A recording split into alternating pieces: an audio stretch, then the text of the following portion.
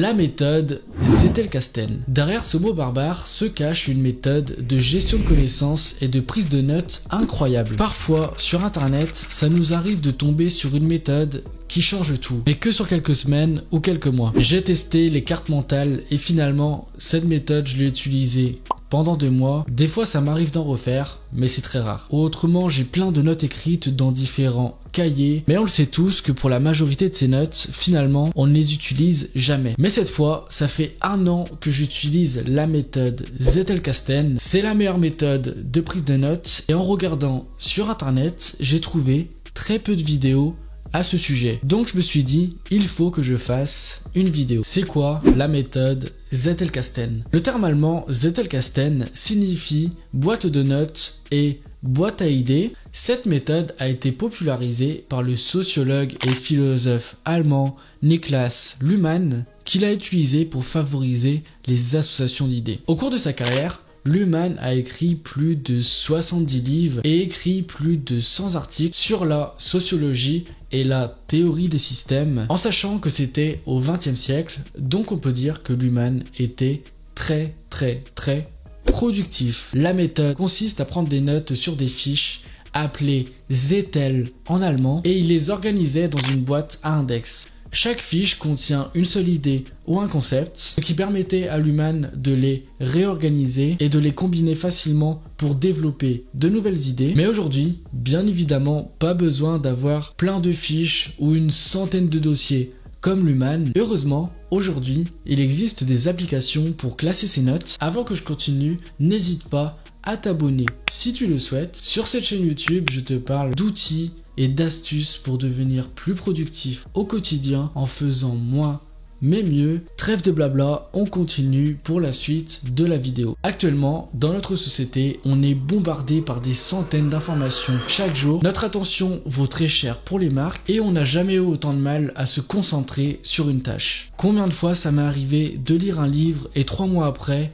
ne plus m'en souvenir. Donc après tu te dis que finalement tu as perdu ton temps parce que tu n'en retires aucun bénéfice, mais tu connais la solution. Il faut prendre des notes pour chaque bouquin. Généralement, dans la prise de notes classique, ce que tu fais, c'est que tu crées un fichier sur Word. Je vais prendre comme exemple le dernier livre que j'ai lu, c'est Pourquoi nous dormons. Je n'ai plus l'auteur, mais je l'afficherai sur l'écran. Je conseille ce livre à tout le monde. Ensuite, tu ranges la note dans un dossier. Là, je vais mettre ça dans le dossier sommeil. Là c'est ok, tu retrouves ta note assez facilement, mais le problème se pose lorsque tu as une multitude de dossiers, de notes et finalement tu perds plus de temps dans ton système que tu n'en gagnes. Un autre problème qui se pose, c'est lorsque 2 livres abordent le même concept. Par exemple, la meilleure méthode pour travailler. Je vais prendre comme exemple le livre Deep Work et également The One Thing. Ce que tu fais à la base, c'est que tu sépares les 2 livres, les 2 concepts.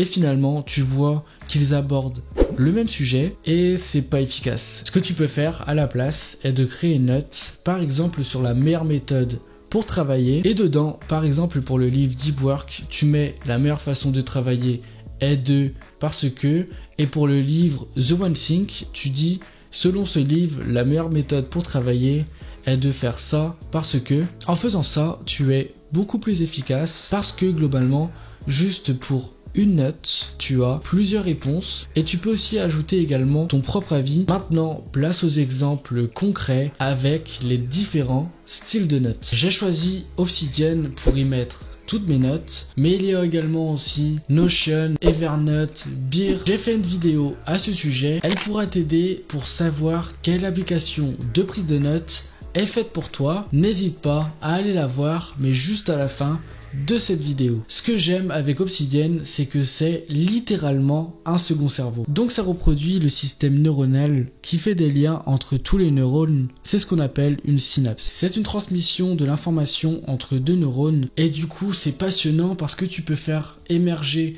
de nouvelles idées simplement grâce à des idées qui existent déjà. Comme je le disais, il y a différents styles de notes.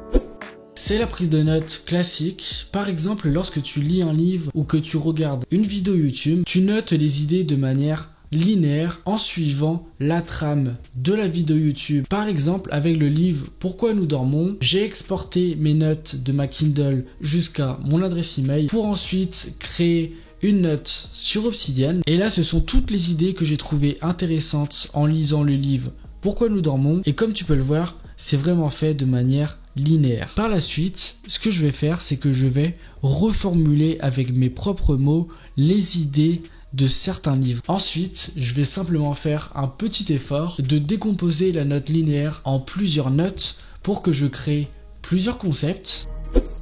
Une note permanente représente une idée, un concept. Elles doivent toujours être courtes et synthétiques et surtout expliquées avec nos propres mots. Par exemple, ça représente un concept, mais il peut y avoir plusieurs idées à l'intérieur et faire des connexions, comme je disais, par exemple avec plusieurs livres. Il est important de retravailler ces notes et d'utiliser la méthode Feynman qui consiste à expliquer un concept avec ses propres mots comme si on s'adressait à un enfant de 6 ans. Il faut considérer la note permanente comme quelque chose qui n'est pas fini dans le temps.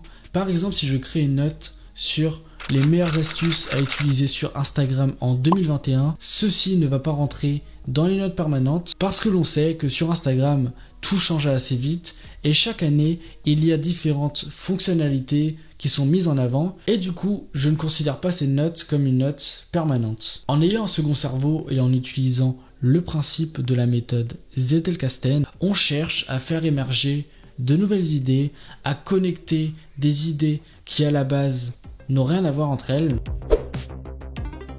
Dernièrement, j'ai suivi une formation sur le montage vidéo. C'est la formation de Mathias Montavon que j'ai beaucoup appréciée, mais je sais que dans 20 ans, je ne vais peut-être plus la réutiliser. Du coup, j'ai mis ça dans un dossier. Dans mon second cerveau, il y a 6 dossiers. Par rapport à la formation, j'ai mis ça dans ressources. Ce sont en fait tous les sujets que j'ai. Ensuite, j'ai classé ça dans développement personnel. Ensuite, formation. Et j'ai noté de façon linéaire toutes les informations de cette formation. Ça nous est déjà tous arrivé d'être confrontés à une page blanche et tu redoutes le moment pour commencer à écrire. Tu essayes de faire un brainstorming, d'avoir des idées, mais finalement rien ne sort. C'est un problème courant chez les étudiants, les créateurs de contenu, les entrepreneurs. Ils y sont confrontés tout le temps et c'est pour ça qu'utiliser la méthode Zettelkasten permet d'avoir de nouvelles idées, de créer des connexions entre ces idées et d'avoir de l'inspiration pour créer du contenu et ne pas commencer de zéro, par exemple une nouvelle vidéo YouTube. Si tu veux avoir plus de précision pour choisir l'application pour ton second cerveau,